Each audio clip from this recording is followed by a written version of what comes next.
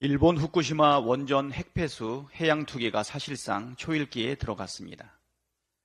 기시다 일본 총리가 어제 후쿠시마 제1원자력 발전소를 방문해 방류 설비를 시찰했습니다.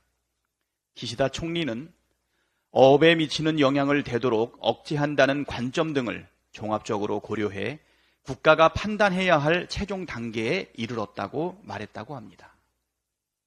일본 언론은 핵폐수 해양 투기 시점을 빠르면 이달 말로 예상하고 있습니다. 그런데도 우리 정부와 여당은 사실상 뒷짐지고 수수방관하고 있습니다. 국민의 건강과 생명, 수산업의 운명을 위협하는 일본의 핵폐수 해양 투기를 반대하기는커녕 일본은 미래지향적 파트너라는 아니란 소리나 하고 있습니다. 심지어 정부와 여당이 일본 측에 이양 방류할 거면 빨리 해달라는 입장을 전했다는 보도까지 나왔습니다. 도대체 어느 나라 정부이고 도대체 어느 나라 여당인지 모르겠습니다.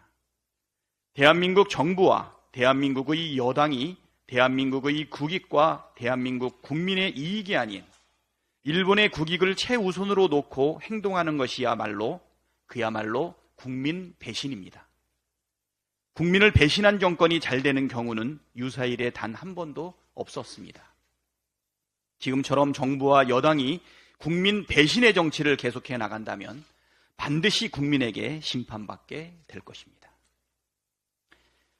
대한민국이 운전자가 아니라 강대국의 대리기사로 전락했습니다. 윤석열 정부의 외교를 보면 미국과 일본의 국익이 곧 우리나라의 국익이라는 착각과 환상에 빠져 오직 미국과 일본이 원하는 방향대로만 움직이고 있습니다. 대한민국의 국익과 일본의 국익, 미국의 국익이 엄연히 다른데도 운전대를 쥔 대리기사는 그런 사실을 전혀 인지하지 못한 채 오히려 자신이 운전을 잘하고 있다는 착각에 빠져 있습니다. 이번 한미일 정상회의만 봐도 그렇습니다. 일본의 핵폐수 해양 투기에는 입도 뻥끗 못하고 미 국방부의 일본의 표기에도 항의 한마디 못하는 것이 윤석열 정부의 외교 현실입니다. 핵폐수를 해양 투기하는 것은 일본의 국익에 부합하지만 대한민국의 국익에는 해롭습니다.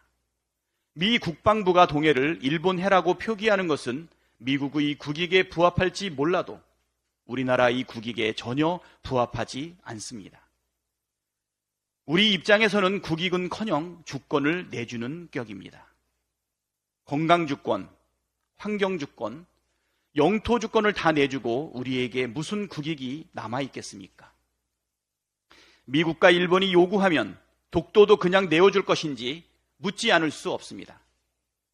미국과 일본의 국익이 곧 대한민국의 국익이라는 착각과 환상에서 깨어나지 않는다면 우리나라는 눈뜨고 코베이게 될 뿐입니다. 윤석열 정부는 지금이라도 무능외교, 굴종외교를 중단하고 국익 중심의 실용외교로 전면 전환하기를 바랍니다. 인사청문회를 대하는 이동관 후보자의 태도는 뻔뻔함과 오만함의 극치였습니다.